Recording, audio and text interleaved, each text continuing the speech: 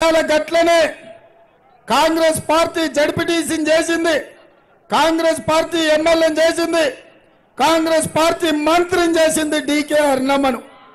ఇవాళ డీకే అరుణమ్మ పేరును ఎవరైనా గుర్తుపడుతుండ్రంటే అది కాంగ్రెస్ పార్టీ కార్యకర్తల కష్టం, కాంగ్రెస్ పార్టీ కార్యకర్తల శ్రమ. నమ్మిన పార్టీని మోసిన కార్యకర్తలను అన్యాయం చేసి శత్రువు పక్కన చేరి ఇవాళ కాంగ్రెస్ ను ఓడిస్తా రేవంత్ రెడ్డిని పడగొడతా అని బయలుదేరింది. నేను అడుగుతున్న మిత్రులారా, ఈ పాలమూరు బిడ్డ 70 ఏళ్ల తర్వాత మీ అభిమానంతో ఈ రాష్ట్రానికి ముఖ్యమంత్రి అయితే అరుణమ్మ పొట్లో కత్తి పట్టుకొని ఇవాళ వెన్నుపోటు పడుస్తా కాంగ్రెస్ పార్టీని ఓడిస్తా అంటే మీరు చూసుకుంటూ ఉంటారా అని మిమ్మల్ని అందరూ నేను అడుగుతున్నా. ఇవాళ నేను అనుకున్నా, రోజు ఈ జిల్లాలో నేను తిరుగుతూ ఈ పదవి కోసం, ఈ ప్రాజెక్టుల పూర్తి కోసం, నిరుద్యోగ యువకుల సమస్య కోసం, దళితుల కోసం, గిరిజనుల కోసం, బలహీన వర్గాల కోసం, మైనార్టీల కోసం, మహిళల కోసం రాత్రి పగళ్ళు అహర్నిశలు నేను కష్టపడుతుంటే ఇవాళ ఈ జిల్లాకు నరేంద్ర మోడీ భారత ప్రధాని వచ్చిండు. నేను అనుకున్నా 10 ఏళ్ళు ప్రధానమంత్రిగా మన ప్రాజెక్టులను పడావు పెట్టినందుకు పాలమూరు బిడ్డలకు క్షమాపణ చెప్తాడనుకున్నా. డీకే అరుణమ్మ పట్టుబట్టైనా పాలమూరు రంగారెడ్డి ఎత్తిపోతల పథకానికి జాతీయ హోదా ప్రకటిస్తుంది అనుకున్నా. కృష్ణా వికారాబాద్ రైల్వే లైను ఇవాళ ఏపించి పరిగి, కొడంగల్, నారాయణపేట, మక్తలు కర్ణాటకకు రైల్వే లైన్ వేపిస్తుంది అనుకున్నా.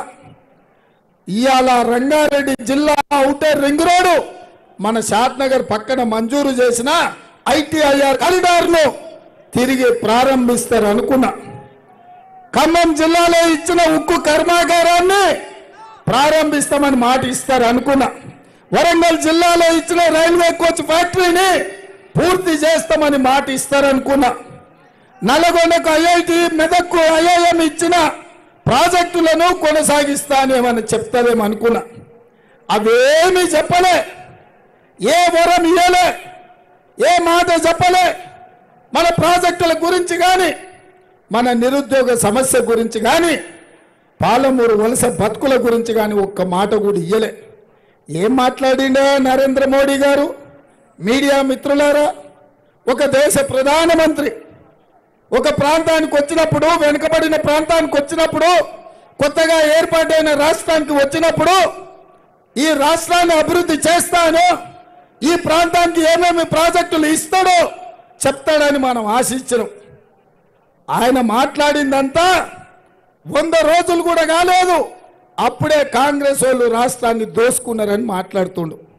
నేను అడగదలుచుకున్న నరేంద్ర మోడీ గారిని, అయ్యా అవినీతి గురించి నువ్వు మాట్లాడేటప్పుడు, దోపిడీ గురించి మీరు ప్రజలకు చెప్పేటప్పుడు మీ పక్కలో ఎవరు కూర్చున్నారో చూసుకోవాలి కదనే. ఎవరయ్యా డీకే కుటుంబం? ఎవరయ్యా కల్తీ కళ్ళ అమ్ముకున్నాడు? ఎవరయ్యా దొంగ సారాయి అమ్మినోడు? ఎవరయ్యా కంకర కొల్లగొట్టినోడు? ఎవరయ్యా కాంట్రాక్టర్ల నుంచి కమిషన్లు గుంజుకున్నాడు? ఎవరయ్యా? ఏ టెండర్లు వచ్చినా ఆ టెండర్లు గుంజుకున్నది ఎవడయ్యా?